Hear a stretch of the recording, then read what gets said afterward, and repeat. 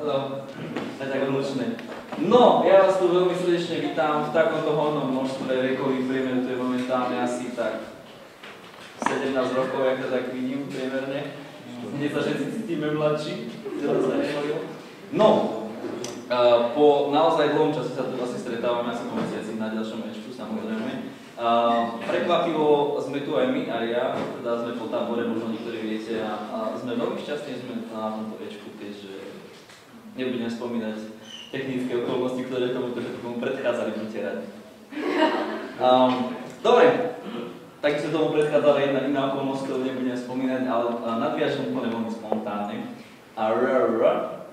Viete, aká je dnešná téma? Ste ma ovalili teda tú vašu aktivitu. Samozrejme, všetci viete, že téma dnešného dňa je teda... Áno, ja ďakujem. To je figura, ktorá som si objednal špeciálne na tento večer.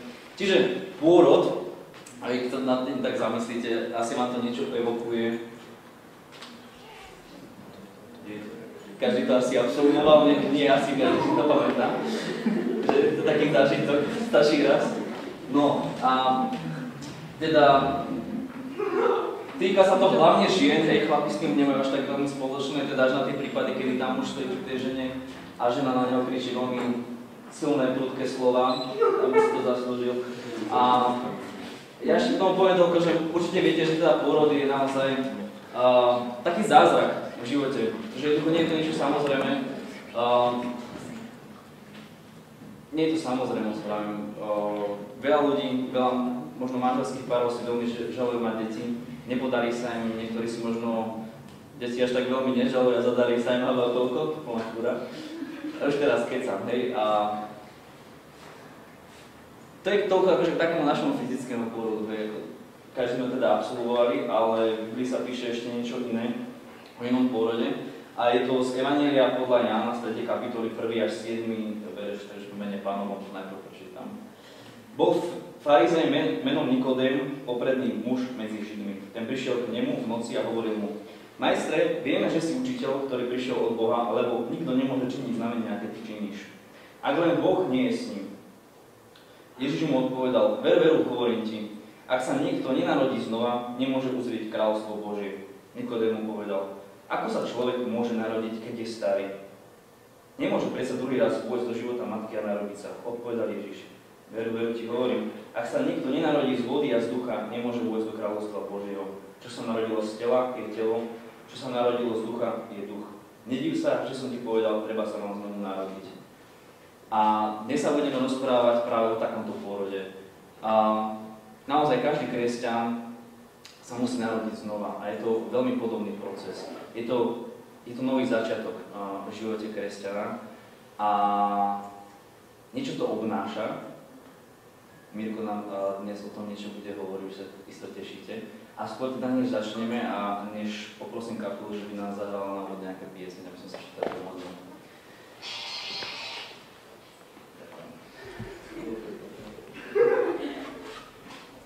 Dáme Svätý Pane, nás ďakujem za dnešný deň, za týchto ľudí, ktorí sem prišli, ktorí si našli ten čas a ktorí si prebudil ten záujem o dnešnú tému.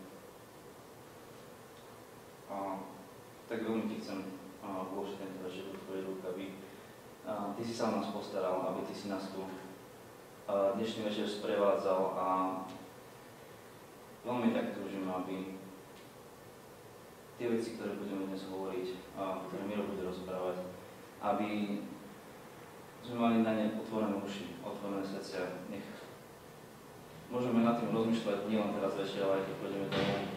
A nie je to taký požehnaný čas s tebou. Nech všetko, čo máme v našom živote, nejaké starosti, trápenia, hriechy, obavy, všetko, Pane, čo nám bráni dnes večer prísť k tebe, tak nech to necháme vonku pred zborákov a nech dnes večer môžeme venovať svoj čas tebe, Pane. Nech ty si naozaj oslávený v našom živote, lebo ty si jediný Pán a Kráľ. Amen. Môžete sa hrať.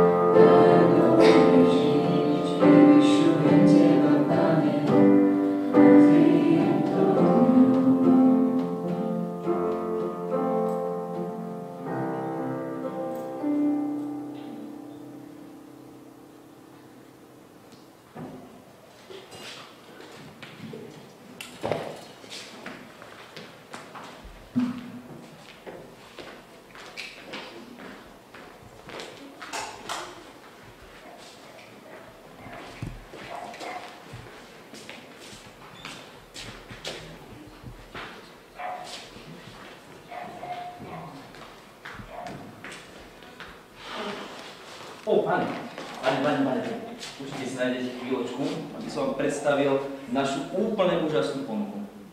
Viete čo, ako...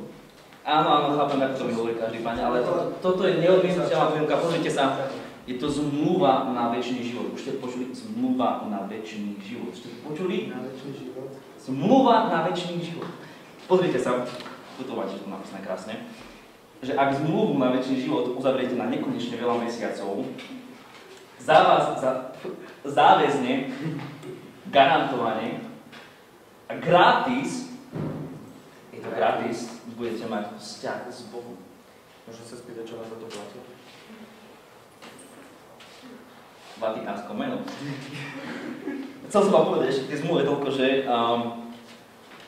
budete mať okrem toho vzťahu s Bohom samozrejme support od odborníka na život 365 dní v roku, 7 dní týždni, 24 hodín denne, úplne zase je to gratis. No to už neznie zle. Tam ešte nekončíme, bacha. Budete mať okamžité a trvalé odpustenie hriechov. Úplne okamžité a trvalé, samozrejme. Pokračujte.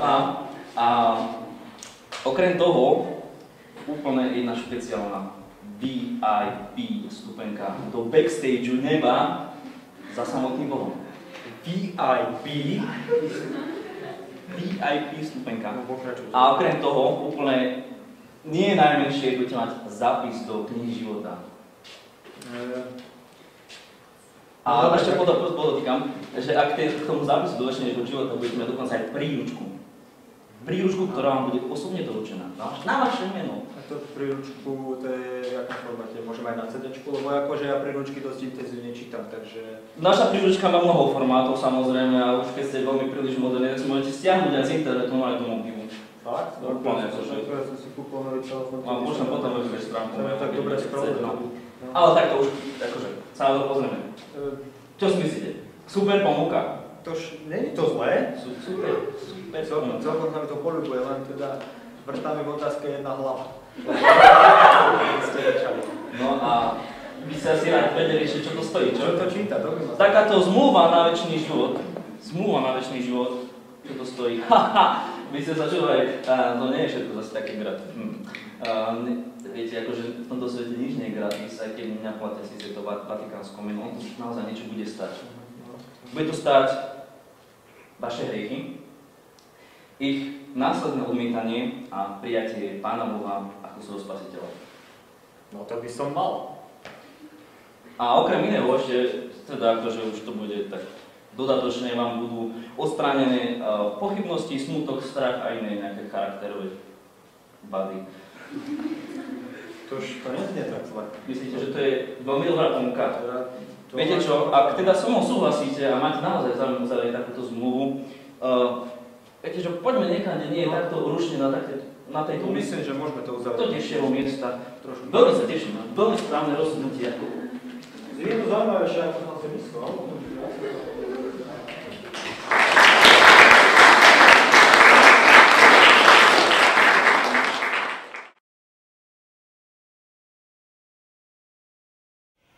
Keď chodím na evangelizácie, vždycky mám veľmi rada svedectvá ľudí, ktorí žijú s Kristom a predovšetkým príbehy o tom, ako to celé začalo.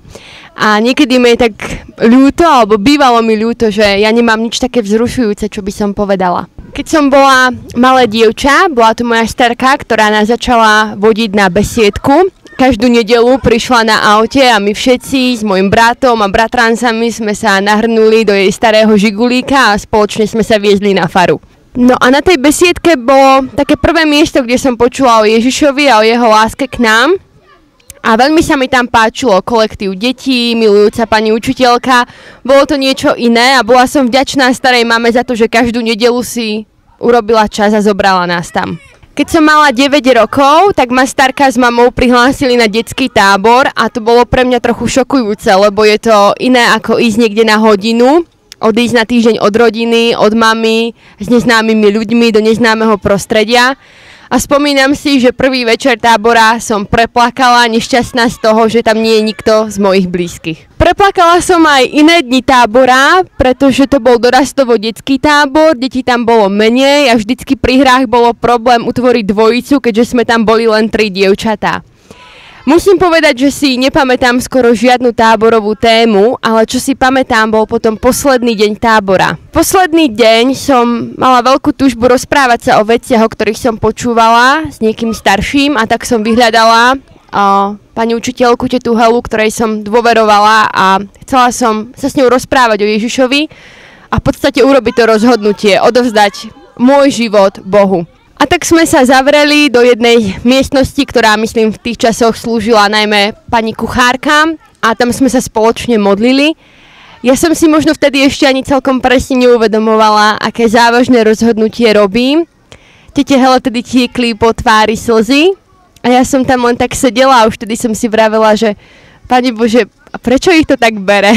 No a to bol vlastne taký môj začiatok života s Kristom. A odtedy už ubehlo niekoľko rokov a ja som až potom neskôr pochopila, aký to bol dôležitý okamih a prečo ľudia, kresťania, starší, keď sú pri zrode nového kresťania, sú z toho takí dojatí a takí šťastní a premohnutí citmi, lebo je to naozaj Božia práca, v prvom rade vždy Božia práca. A potom časom som pochopila, že tak ako mne niekto zvestoval evanjelium a mne sa niekto venoval, mňa niekto brával do besiedky, mňa niekto došikoval na tábor a tam mi rozprával o Ježišovi, že to je niečo pre mňa, že aj ja mám byť tá, ktorá si tú dobrú správu nenechá pre seba, ale posunie ju ďalej.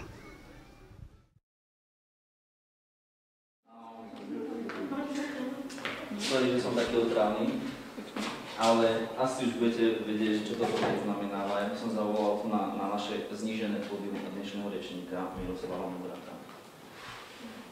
Prosím, potlesk. Poprosím ešte jeden potlesk. Ste taký poslušný.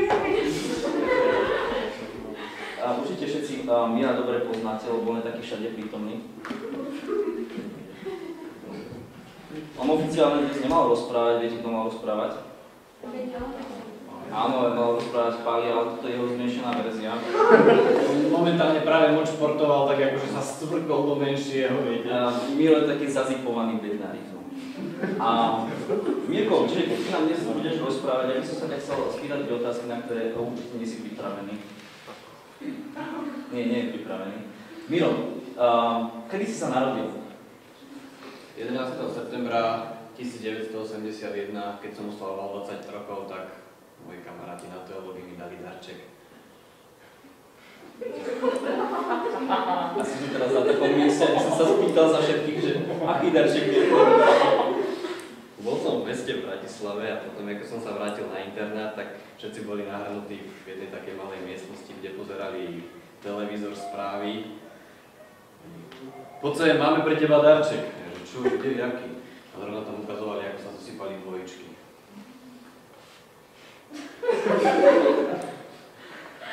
Daj mi hint, ako mám toto prepojiť.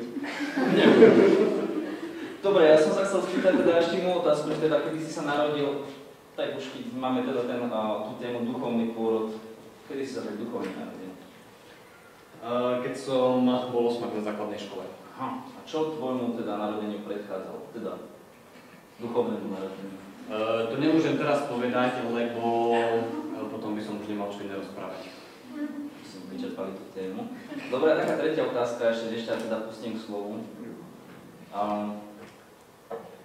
To asi bude zase povedať slovo, ale tak nejaké také tri myšlenky, že čo si spájaš s takým duchovným narodením. Možno nie je tak svojho vlastného života, ale možno z nejakých tvojich skúseností s ľuďmi, ktorých poznáš, s ktorými žiačmi. Čo si spájam s duchovným narodením zo života iných ľudí?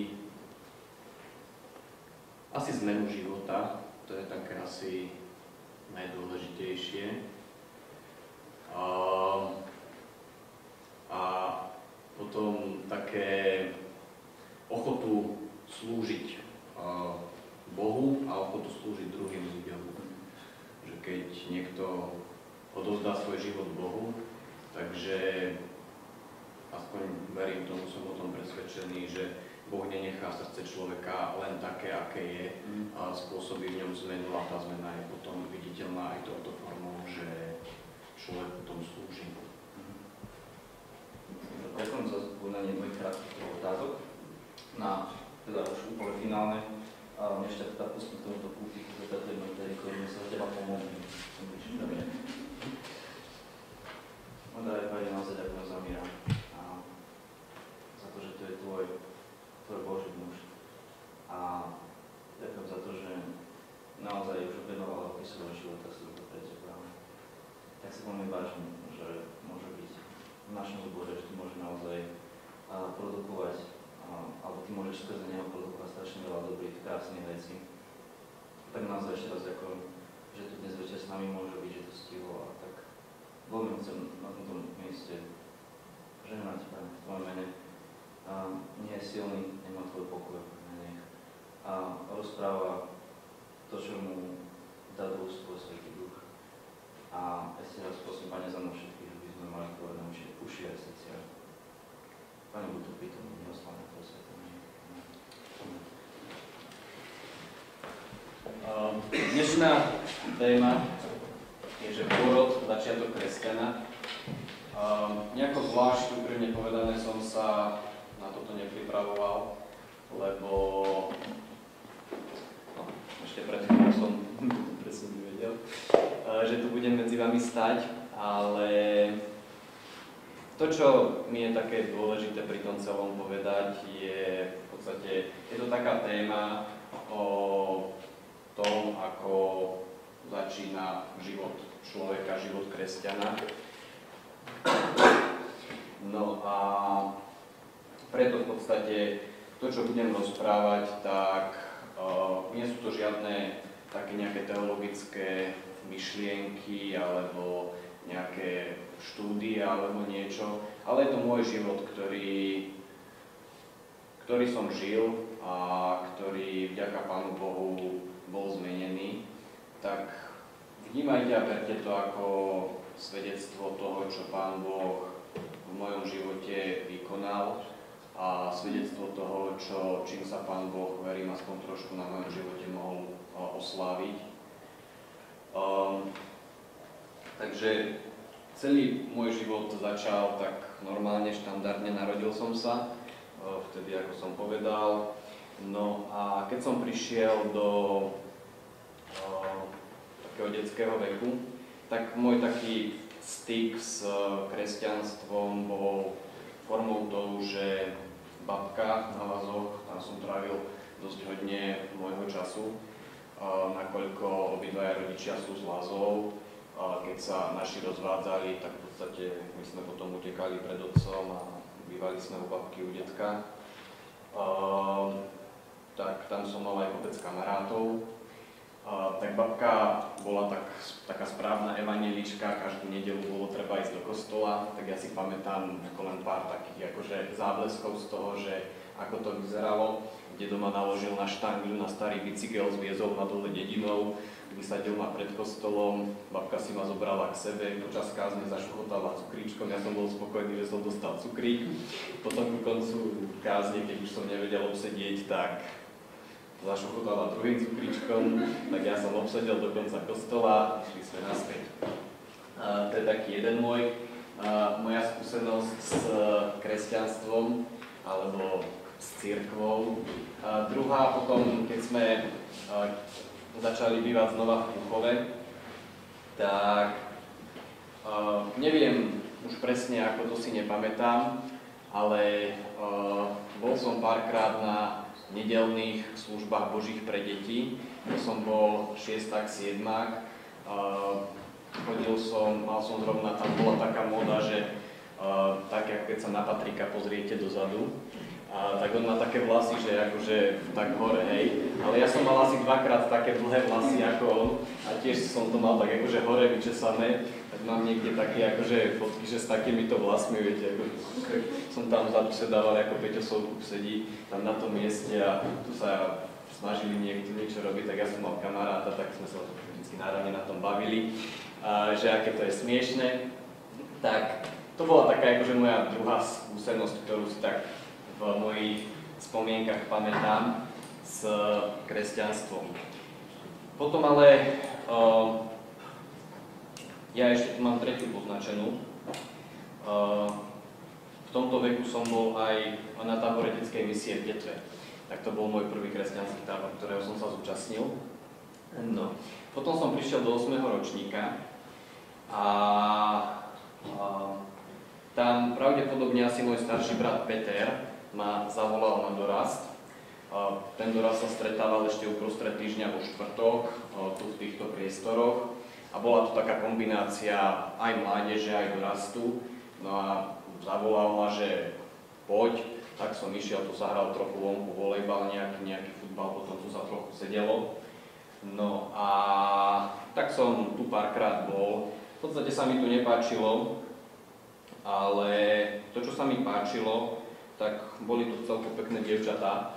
Tak som prišiel druhýkrát, tretíkrát. V niektorom tam zo začiatkov jedno také dievča tak prišlo a prídeš aj na budúce, prídeš aj na budúce. A keď sa pýtaš, tak príde úplne v pohode, tak vlastne kvôli tomu som potom prišiel znova. A tak sa to začalo opakovať, až v podstate som začal relatívne pravidelne chodiť. No a ale cítil som, videl som, že som iný ako tí ľudia, ktorí tu boli. No a to oni otvorili spevníky, spievali, ja som také akože spevácké poleno, tak ja som len tak ústa akože otváral. Oni sa modlili, si pamätám, že som sa doma o tom, akože aby som teda zapadol trošku medzi nich, tak som si doma napísal takú modlitbu, nejakú skmolenú, tak som sa ju naučil naspamäť. Potom som sa ju tu pomodlil, celý som sa pri tom triasol, ale ako pomodlil som sa, bol som spokojný, že teda ako som taký ako oni. No a bolo mi tu celku fajn, cítil som sa tu prijatý, tá slečna, ktorá akože za mňou na začiatku prišla, tak ja som si dal taký môj interný vnútorný plán, že teda idem ju zbaliť. To bolo akože aj stále to sem, kvôli tomu som sa vracal. No a v podstate takýmto spôsobom môj život išiel viacej týždňov, viacej mesiacov. Ale toto nebol jediný taký môj život, ktorý som v tej dobe viedol. Chcel by som vám popísať také 4 moje tváre, ktoré som vtedy žil. Prvá tvár bola toto, čo som práve popísal, že prišiel som sem vo štvrtok na dorast, tváril som sa tak, že teda spievam, pomodlil som sa, počúval som. Dokonca si pamätám, že po nejakom čase, už neviem presne kedy, som sa tak akože, nemohol by som si zobrať aj ja výklad, tak sa tak na mňa pozreli, že teda, či hej, ale tak teda nehali ma, tak viem, že som Svedkovia viery, Židov 11. kapitola, tak to som tak akože náravne doma študoval potom a som sa snažil niečo z toho stmoliť. Tak to bola jedna taká tvár, ktorú som žil. Druhá tvár, ktorú som žil, úplne nezávisle od tohoto a vôbec mi to nevadilo, že tak žijem, ako žijem, bola tvár toho, že tým, že som vyrastal dosť veľkú časť môjho doterajšieho alebo toho života dovtedy na Lazoch. Vždycky 2 mesiace prázdnin som tam strávil, plus potom akože každý víkend a tak ďalej. Do toho, keď sme tam asi 2 roky bývali, tak tiež. Tak mal som tam kopec kamarátov, kopec známych. No a ešte pravidelne som počas víkendov a niekedy aj cez týždeň len na pobede išiel k babke. Mal som tam kamarátov. S týmito kamarátmi sme tak akože radi chodili kade tade tam po tých osadách, na tých kopčekoch, čo sú nad Lazmi. Tam sme radi kradli veci, radi sme tam rozbíjali okná, radi sme si robili srandu z tam tých babkov, detkov, ktoré potom nás čakankom naháňali. Plus v podstate viackrát sa stalo to, že sme také rôzne, sexuálne stretnutia mali. Takže to bol taká druhá tvár, ktorá v podstate popri tom, ako som chodil sem na dorast, tak prišiel víkend, sobota alebo nedeľa a ohne rýchlo nalazí a tam v podstate s kamarátmi sme robili veci, ktoré sme tak akože bežne dovtedy robievali. Tretia tvár, ktorú som žil, úplne zase iná skupina ľudí, bola tá, že chodil som tu do školy na Komenského a v podstate spolužiaci ma zase poznali z inej stránky. Poznali ma ako človeka, ktorý tak v učení, vďaka Pánu Bohu, v celku tak akože mozog mi trochu fungoval, že nebolo sa moc treba doma učiť a známky boli dobré, ale cez prestávky, keď čokoľvek, kde sa nejako tak trošku mlelo, tak ako rád som bol tam. Nebolo mi moc treba a v podstate hneď tak akože sme sa tak akože išli poobjímali s chlapcami, aj pestičkami, aj lakťami, aj kadečím a tak akože, no tak viacej. Neviem, ako sa to mohlo stať, ale v podstate iba dvakrát, myslím, tak nejako vážnejšie ma moja triedna riešila. Nikto iný sa to nikdy medzi tým nedozvedel, teda aspoň ja si to myslím. Ani moji rodičia o tomto nikdy nevedeli. V podstate toto bola taká tretia tvár, ktorú som mal, ktorú som žil zase počas týždňa. No a štvrtá taká finálna bola zase tvár, ktorú som mal pred rodičmi. Moji rodičia zo mňa mali takého aj dobrého synáčika. Že ja som vedel doma sa usmiať na mamu, na otca, netreba niečo pomôcť. Vynesem riady, vynesem smeti, umýjem riady. Umývať riady ma vždy bavilo, to ja som sa vždy vo vode rád máčal, takže to som rád robil. V podstate vedel som to na našich zahrať tak, že mali stále pocit, v podstate dodnes majú, že som veľmi taký vzorný, dobrý chlapec. Oni nikdy z týchto vecí, ktoré som aj trošku tak začal spomínať, tak nikdy nič z toho sa v podstate nezistili, nedozvedeli. No a prečo to hovorím? Hovorím to preto, lebo vo všetkých tých takých situáciách, ktoré som žil, tak bolo pre mňa úplne normálne a úplne prirodzené, že keď som prešiel cez tieto dvere, že som išiel sem, tak som dostal nejakú tvár, hej? A tak som sa správal. Odišiel som odtiaľto, prišiel som do školy, dostal som nejakú tvár, tak som sa správal. Prišiel som k babke, dostal som nejakú tvár a tak som sa správal. Prišiel som domov, zase bol som niekto iný, ako som bol pred pol hodinou alebo pred 10 minútami vonku na ulici.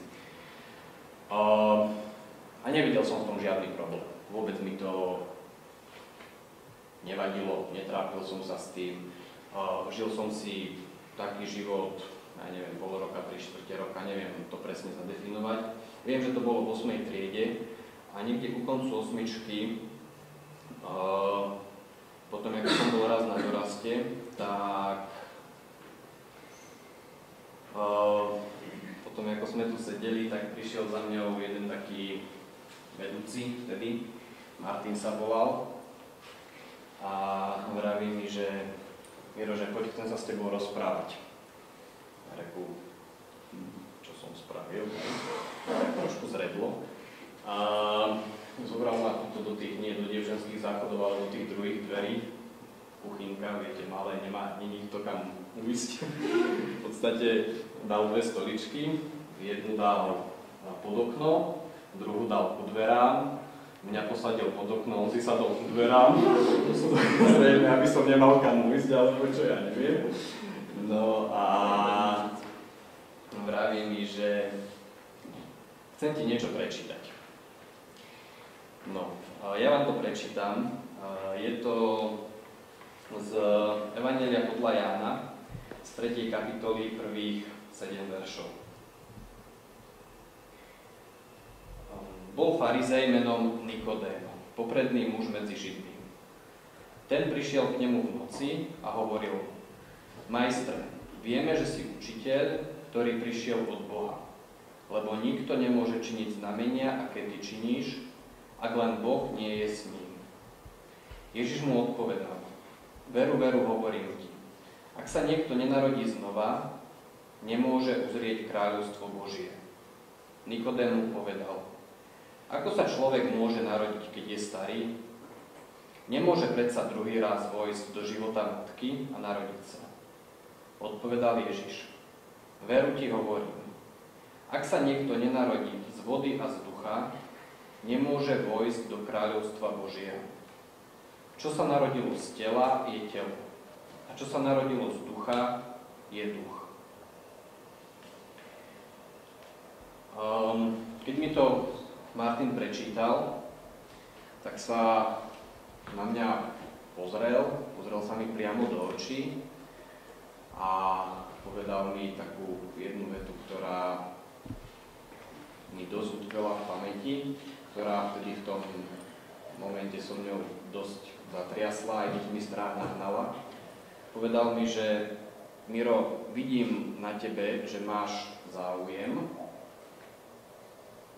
ale nemôžeš sa pretvarovať. Ja som si vtedy uvedomil, že tam ma poznajú tak, tam ma poznajú tak, tam sa správam tak, tuto robím toto. A dostal som strach, že on ma odhalil, čo keď teraz pôjde sem tu ostatní, kde sú alebo vonku, povie im, že teda ja som nejaký pokrytec, ja som nejaký klamár, niekto, kto sa pretvaruje, a tým pádom som tu skončil. Hej. Ale neurobil to. Ako mi toto povedal, tak potom mi hovoril ďalej o tom, ako on spoznal Pána Ježiša, a hovoril mi o tom, že Pán Ježiš prišiel na túto zem kvôli tomu, aby zomrel za hriech človeka. Aby zomrel za môj hriech, aby zomrel za jeho hriech. A je na mne, že či tomuto budem veriť, alebo tomuto veriť nebudem. Hovoril mi o tom, že keď človek chce mať večný život, tak ako sa ho pýtal Ježiša ten Nikodém, tak sa musí znova narodiť. Musí Bohu povedať: áno, Pane Ježišu, som hriešný, ty to vieš, prosím, odpusti mi hriechy, chcem mať večný život, chcem tebe patriť, chcem tebe slúžiť. A keď toto človek urobí, tak človek získava nový život vo svojom živote. Je to narodenie z ducha. A ako mi tak rozprával, ja som len tak ako počúval, pritakával, absorboval to, čo mi rozpráva. A potom mi povedal, že Miro, rozmýšľaj nad tým, a pokiaľ by si sa rozhodol, že chceš dať Bohu svoj život, že sa chceš znova narodiť, tak to Bohu povedz v modlitbe. Môžeš s niekým, alebo sám doma, alebo kdekoľvek budeš, ale povedz o tom Bohu. No a ja som v ten večer z toho dorastu odišiel ako obarený. A neviem presne, koľko dní alebo koľko hodín, ale držalo ma to, neviem, stredím 2-3 dní, tak nejako som dúmal, rozmýšľal nad týmito vecami. No a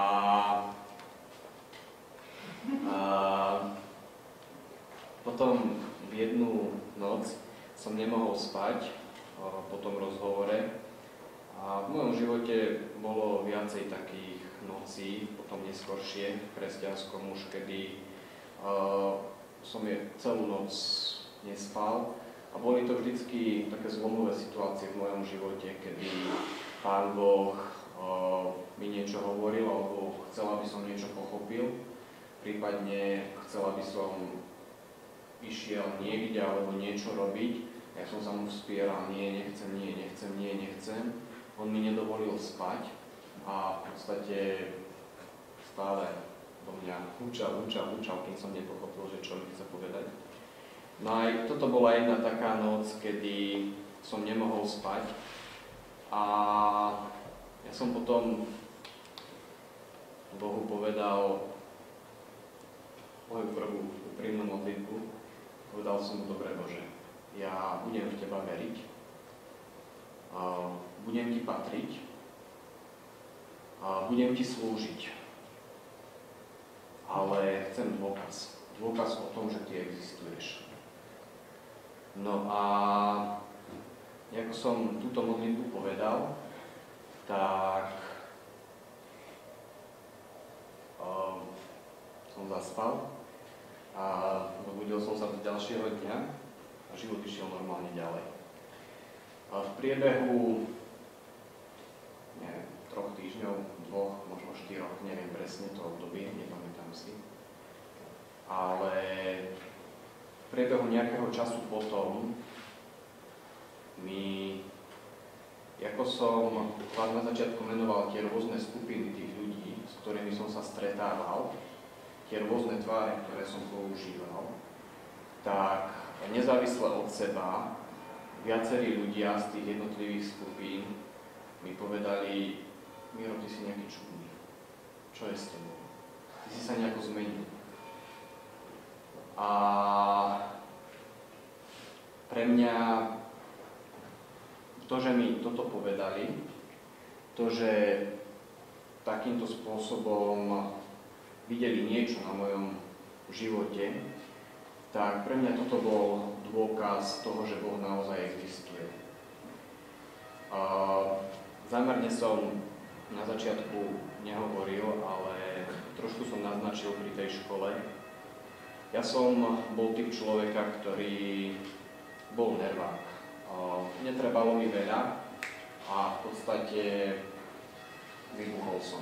Či rečami, či ručne, stručne, či emocionálne.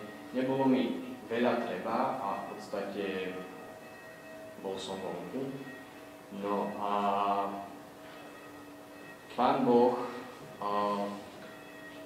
dôkaz svojej existencie v mojom živote ukázal na mojom živote práve v tomto.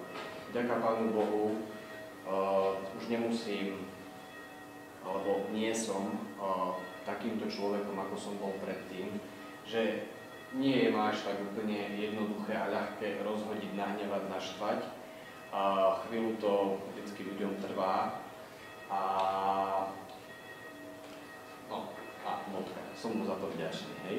Takže toto bol taký dôkaz toho, že Boh existuje. No a tým, že Pán Boh mi dal tento dôkaz, tak aj ja som potom musel splniť moju časť dohody. No a v podstate začal som mu slúžiť, chcel som mu patriť. No a v podstate bolo to rozhodnutie, ktoré som vtedy urobil. Toto rozhodnutie patriť Bohu a slúžiť mu neľutujem. Bolo v mojom živote viacero ťažkých situácií, kedy som veľa rozmýšľal nad mojim životom, ale poviem vám úprimne, tak ako tu pred vami stojím, že nikdy v mojom živote som neoľutoval to, že som uveril v Boha. Ako živého Boha, ktorý chce mať so mňou osobný vzťah. Ako niekoho, komu na mne záleží. Ako niekoho, kto mňa osobne pozná ako Mira Mudráka so všetkým, čo je na mne dobré a so všetkým, čo je na mne zlé. Toto som nikdy neoľutoval a verím tomu, že ani nikdy neoľutujem. No a keď som nad týmito vecami teraz veľmi chvíľu rozmýšľal, tak som si spomenul trochu viacej som nad tým rozmýšľal v poslednej dobe nad týmto textom o colníkovi Lévim, ktorého Pán Ježiš zavolal medzi svojich učeníkov. Je to 6 veršov, ja by som vám ich prečítal.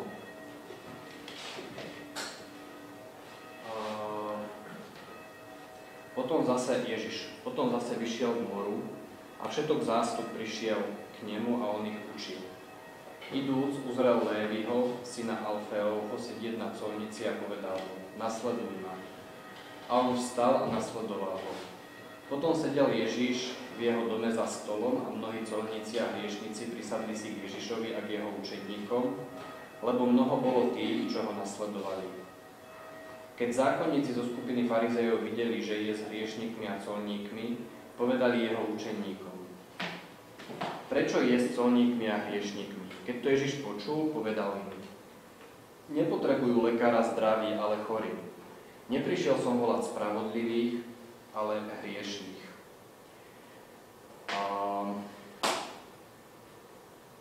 Colníci v tej dobe boli ľudia, ktorých nikto nemal rád.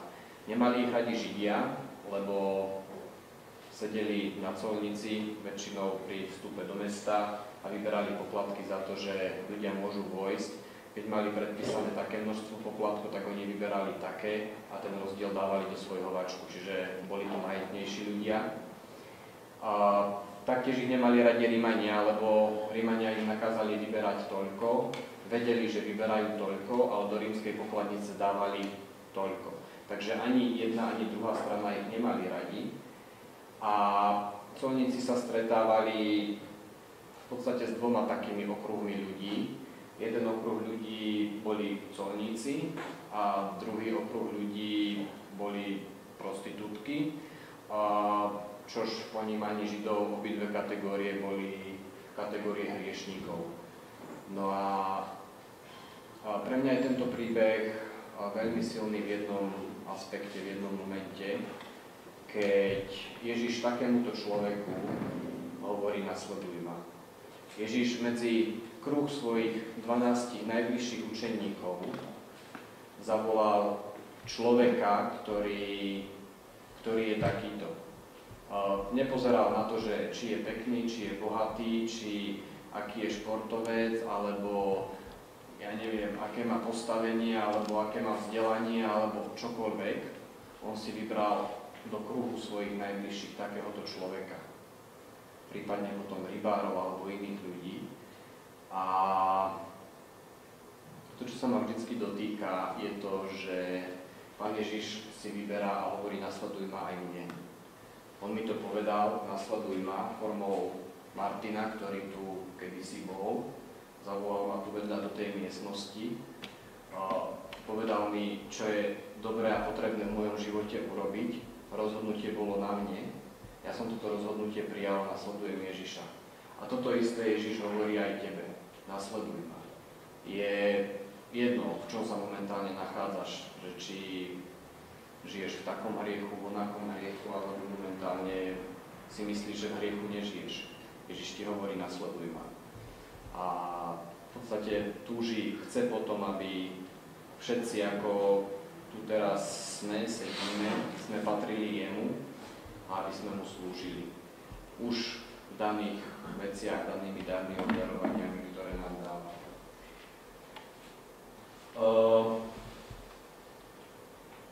Tu boli asi veci, ktoré som vám chcel povedať v popise témy, ktorý sme si vymysleli, keď sme zadávali túto tému. Tak je ešte jeden bod, že rozdiel postavenia v kresťanskej a nekresťanskej rodine, výchova a podpora. O tomto bude ja vám môcť povedať, neviem, nakoľko moji rodičia nepatria Bohu a nie sú kresťania, tak neviem vám povedať moju skúsenosť o tom, že ako ma podporovali alebo nepodporovali v tom, aby som rástol vo vzťahu k Pánu Bohu. To by možno vedeli povedať takí ľudia typu Janko alebo Peťa, možno niektorí iní ďalší z vás. To, čo viem k tomuto povedať, je také moje rozhodnutie tým, že za chvíľu to bude 16 mesiacov, ako som sa dneska dozvedel, Máme dceru, ktorá bude mať 16 mesiacov, tak sme sa so Štefí rozhodli, že ju chceme viesť k Bohu. Chceme jej dať príklad toho, že my žijeme s Kristom a chceme, aby ona na našom príklade videla to, že vzťah s Bohom je každodenná záležitosť a každodenný boj a zápas. No a chceme sa modliť za ňu a potom možno niekedy aj za druhé dieťa a veriť tomu, že Pán Boh bude milostivý aj k ním a budú môcť poznať Ježiša ako osobného Pána a Spasiteľa. Tak asi toľko z mojej strany. Pomodlil by som sa a potom by som tu už nechal miesto. Pane Ježišu, ďakujem Ti za milosť, ktorú som mohol v mojom živote nájsť, že som mohol nájsť Teba, respektíve, že Ty si mňa našiel a nie ja Teba. Ďakujem Ti, Pane, za mnohých bratov a sestry, ktorí tu teraz sme spolu v tejto miestnosti. Ďakujem Ti, že mnohí z nich, viem o nich, že patria Tebe, žijú s Tebou. Ďaká, že Tebe záleží na každom jednom z nás. Nech žijeme v čomkoľvek a nech sme akýkoľvek. Ďakujem Ti, Pane Ježišu, za to, že Ty ku každému jednému z nás hovoríš aj dnes večer, aj stále: nasleduj ma. Nasleduj ma pod za mňou. Nechaj svoj starý život životom. Ja mám pre Teba nový, lepší život. Pane, modlím sa za to, aby sme toto volanie počuli. Tí, ktorí ťa už poznajú dlhšie, žijú s Tebou, tak aby sme každý jeden deň vnímali toto volanie do úloh a do služby, ktorú pre nás máš v ten daný deň pripravenú. A Pane, tí, ktorí ťa nepoznajú ako svojho osobného záchrancu, prosím, daj im milosť spoznať sa. Prosím, prehováraj ku ním do ich srdc a nedaj im možno spať v noci, možno daj im do života kamarátov, ktorí budú do nich stále tlcť a hovoriť: uver v Ježiša. Pane, prosím, daj nám milosť v týchto veciach. Amen.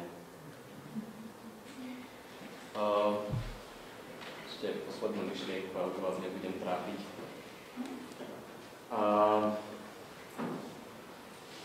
Keď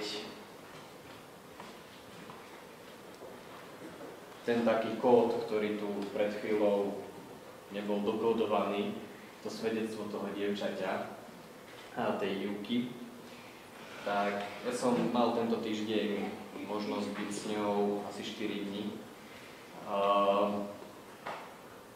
Počúvať, čo ona rozpráva a akým spôsobom ona rozpráva, čo je dôležité. Tak koniec toho svedectva je o tom, aj vždycky to hovorila, aj to je na jej živote vidno, že ona prijala niečo od druhých ľudí a od Boha. Prijala to, že v tom starom žikuláku ju viedli na besiedku, potom na tábor, prijala Krista a Kristus v nej spôsobil to, že nemôže byť ticho. Musí o tom rozprávať druhým ľuďom. No a také povzbudenie pre nás všetkých: ak máš v sebe Krista, tak nebuď ticho. Kristus ti hovorí: nasleduj ma. A Levi, keď nasledoval Krista, tak žil s ním 3 roky a potom išiel kade-tade po svete a rozprával o Kristovi. Ak máš v sebe Krista a zažil si, že niečo Kristus pre teba urobil, tak tvojou úlohou aj mojou úlohou nie je ticho sedieť niekde na zadku, doma, alebo v kostole, alebo na doraste, alebo na mládeži, alebo na Ečku, alebo na Semfeste, alebo na konferencii, alebo na víkendovke, alebo kdekoľvek inde. Ale našou úlohou je povedať tomu o Bohu. Tak to je taká posledná myšlienka bodka a už som ticho.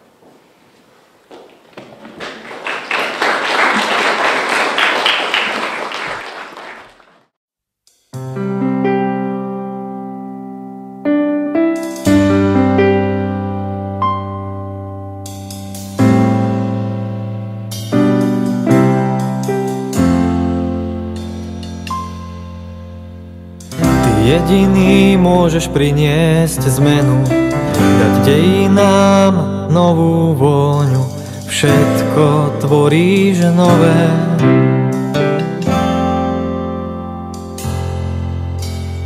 Ty ľudí nádejou naplňaš, aj myslenie srdc premieňaš, všetko tvoríš nové.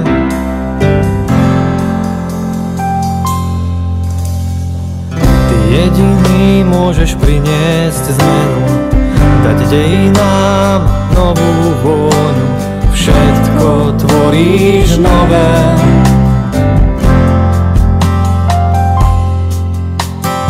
Ty ľudí nádejou naplňaš, aj myslenie srdc premieňaš, všetko tvoríš nové. Použij nás, náš hlas, keď voláme. Použij nás, náš hlas, keď voláme. Použij nás, náš hlas, keď voláme. Použij nás, náš hlas, keď voláme. Príď v tento čas, čo je pravda zjav, všetky putá zlám, národ premieňaj. Príď v tento čas, nový dých nám daj, príď a premeň nás, ó Pane náš. Príď v tento čas, čo je pravda zjav, všetky putá zlám, národ premieňaj. Príď v tento čas, nový dých nám daj, príď a premeň nás, ó Pane náš.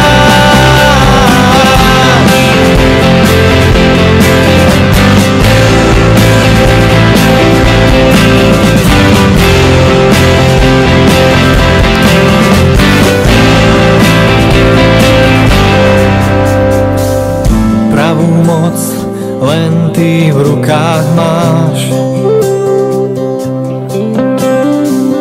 Tvoja vláda na veky pretrvá.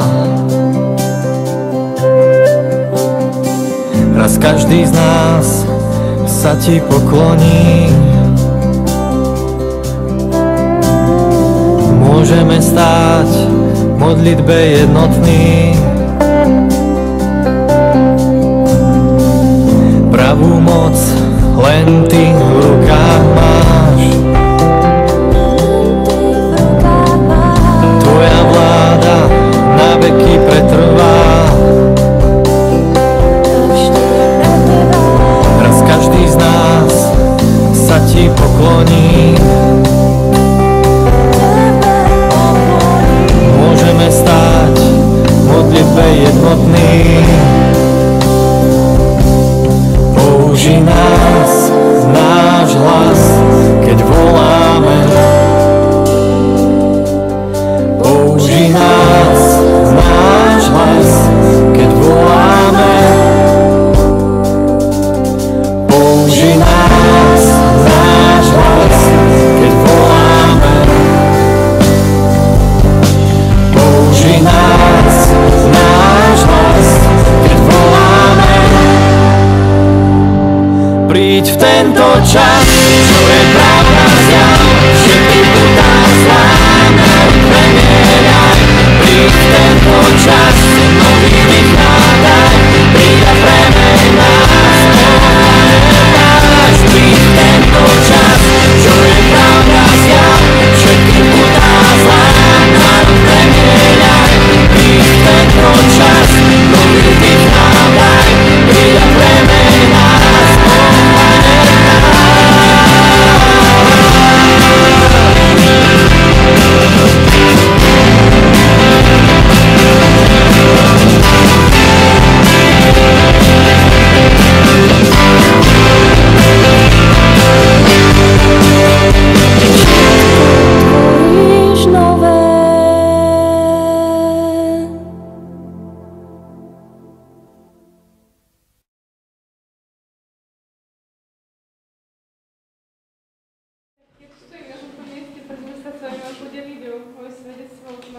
narodila, respektíve obrátila. Minulý týždeň ma oslovila i ty práve, keď som krajala kutnúšiu horku. A jej odpoveď ma zaskočila tá otázka a som sa skoro povedala, alebo skoro. No tak začalo to celé tým, že som ako dieťa chodívala na detské besiedky. Pamätám si, že som chodila aj na mladšiu, aj na staršiu besiedku.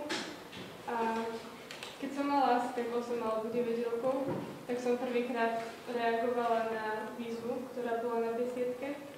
A pre mňa samo je také veľmi zaujímavé, že si vôbec nepamätám, kto vtedy mal besiedku, až som mala presne 8 alebo 9 rokov, ale niektoré okamihy a pocity si pamätám, ako keby sa stali nedávno.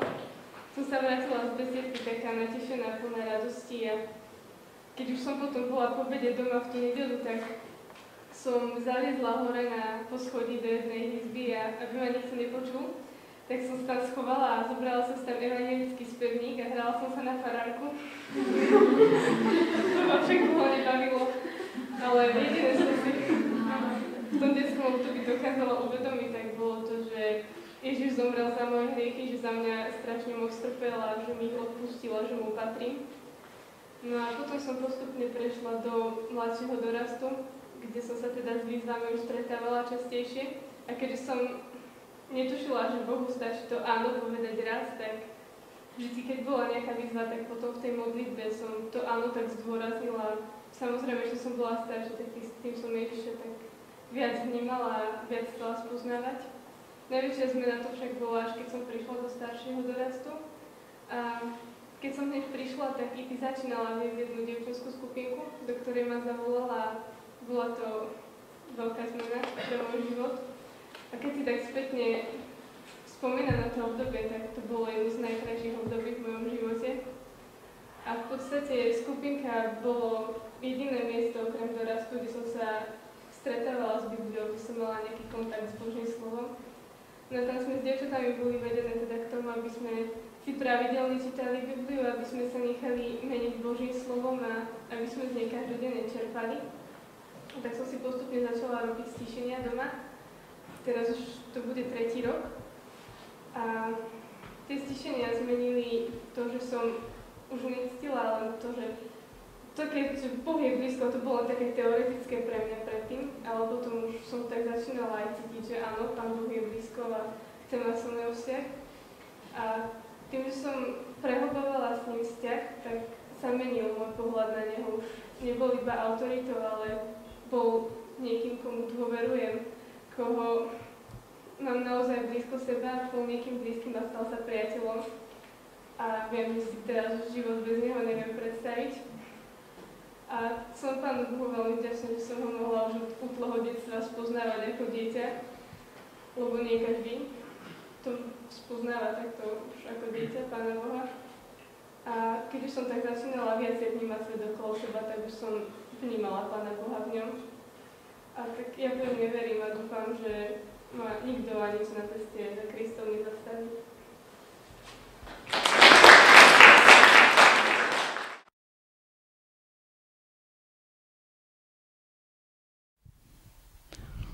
Téma asi nie je celkom dobre postavená, pretože to je otázka, kedy vzniká život. Niektorí hovoria, že až po pôrode alebo pôrodom, iní hovoria, že život vzniká pri počatí.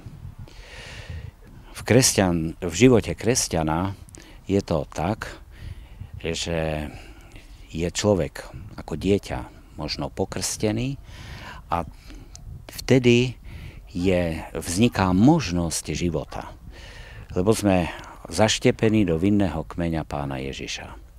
Ale tak ako každý prútik zaštepený musí získať najprv miazgu, až potom žije, tak aj človek musí prijať Pána Ježiša. Kto má Syna Božieho, má život. A ten krst má tú povinnosť alebo tú úlohu, aby Duch Boží pôsobil na nás, ako Luther hovorí, že my veríme vtedy, keď Pán Ježiš vojde do nášho života. Ale to nie je našou zásluhou, ale to je pôsobením Ducha Božieho. A tak keď ten Duch Boží nás premôže, keď my začneme prijímať Pána Ježiša, ktorý je našim životom, tak vtedy sme sa narodili ako Božie deti.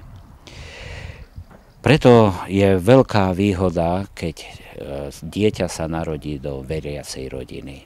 Keď jeho rodičia sú živými kresťanmi, lebo sú nápomocní Duchu Božiemu, aby aj ich deti mohli uveriť v Pána Ježiša. Ja som mal takéto šťastie, takúto Božiu milosť a som za to Pánu Bohu veľmi vďačný. Ja som vďačný aj mojim rodičom, že sa za mňa modlievali, že mi svedčili o Pánu Bohu. A tak ako 17-ročný som si mohol uvedomiť, že Pán Boh je mojím životom, že ho potrebujem a mohol som mu odovzdať svoj život, otvoriť svoj život. On mi odpustil moje hriechy a od tej doby ma vedie, niekedy úspešnejšie sa dám viesť, niekedy sa veľa spieram, ale vždy ma vracia k Pánovi Ježišovi a vždy môžem nanovo prijímať Božieho ducha, jeho múdrosť, jeho vedenie a žiť ako Božie dieťa. To je vec, ktorá je na celý život. A keď žijeme v tých rukách Božích, keď žijeme z Božej ruky, tak prijímame nielen tieto dary, ale tam je aj niečo oveľa úžasnejšieho. Sme dedičmi Božieho kráľovstva a života večného. A preto to rozhodnutie byť s Pánom Ježišom a dovoliť, aby on pôsobil v mojom živote, to nie je len na chvíľku. To je na celý život. A beda človeku, ktorý sa zoprie Pánovi Ježišovi v neskorších časoch, lebo Božie slovo hovorí, že veľmi ťažko takýto človek opäť prijíma Božiu milosť. Vyprosujem pre každého človeka, aj toho malého človečika, ktorého krstím, aby na celý život patril Pánovi Ježišovi. A tak, aby sme jedenkrát sa mohli spolu stretnúť v nebeskom kráľovstve.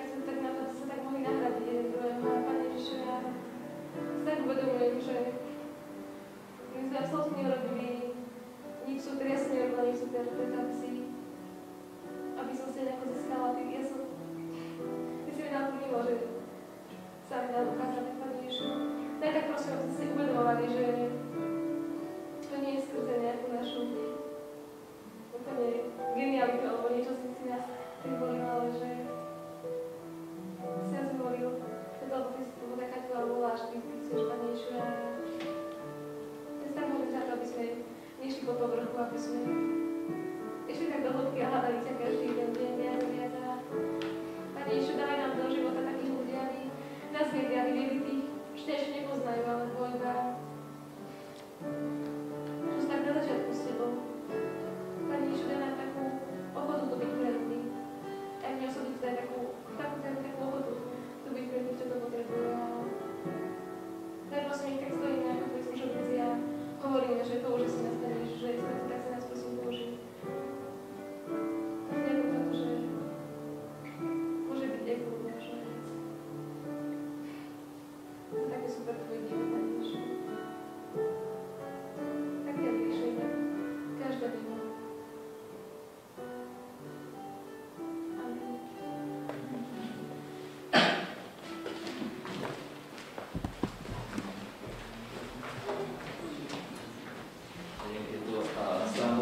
založiť zborom alebo spoločenstvám, ktoré naozaj nemajú kapacity na to, aby mohli robiť prácu s mládežou, alebo respektíve, aký majú nejaké kapacity personálne, že sú tam aj ľudia, tak jednoducho im nejako pomôcť, či už nejakým vodným balom, alebo ich nejako motivovať, pozbudiť do ďalšej služby.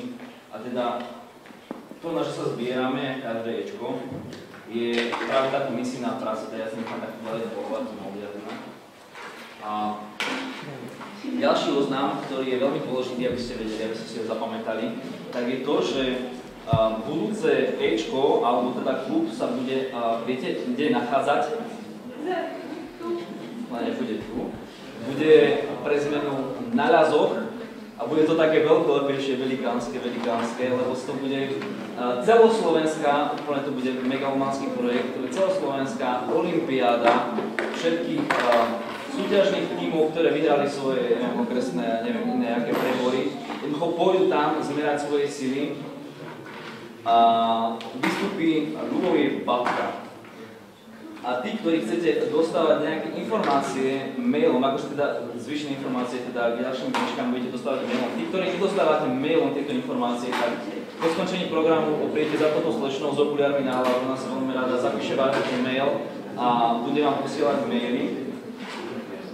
A to je teda zatiaľ u mojej strany všetko. Mirko, chceš ešte nejaký konkrétny oznam povedať? K tomu budúcemu klubu a budúci mesiac k tej olympiáde 29.9. ešte som sa bude 29.9., ale olympiáda bude trojdňová, piatok, sobota, nedeľa. V lazovaní sa budú isto tešiť, spať sa bude na lazoch v škole v prírode a klub bude tiež na lazoch. A v podstate taká pripomienka k tomu je, že tí, ktorí z vás boli v máji na olympiáde a skončili v súťažných disciplínach futbal, volejbal, slejbal alebo florbal, ktorý sme nemali, ale ktorí trénujú. Ak by bolo druhé florbalové družstvo, tak ešte stále môže druhé florbalové družstvo postúpiť, nahláste sa u mňa, u Peťa alebo u Janka. Tak prvý dvaja z každej kategórie postupujete na túto celoslovenskú olympiádu a môžete súťažiť o celkové umiestnenie.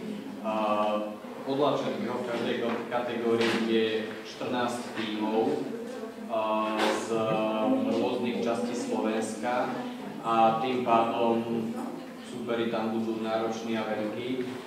Kapitáni, ak tu nejaký ste alebo ak ste súčasťou jednotlivých tímov, tak pošlite svojich kapitánov, nech sa nahlásia u Peťa, dobre? Peťo tuto za našu oblasť bude držať patronát nad tým, že kto tam ide a kto tam nebude hrať.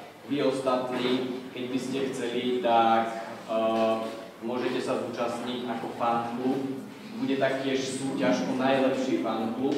To znamená, že my v tejto oblasti máme jedinečnú možnosť túto súťaž vyhrať, lebo je nás veľa. Takže tak. Dobre. A v podstate iného nám už nič nepozostáva, keď sa hovorí o kostole. Ja by som sa do toho chcel s vami rozlúčiť, poďakovať vám za vašu časť a žehnať vám tak, že aby ste išli domov v pokoji, aby sa vám nič nestalo a tí, ktorí začínajú nový školský rok, tak lovú zdar.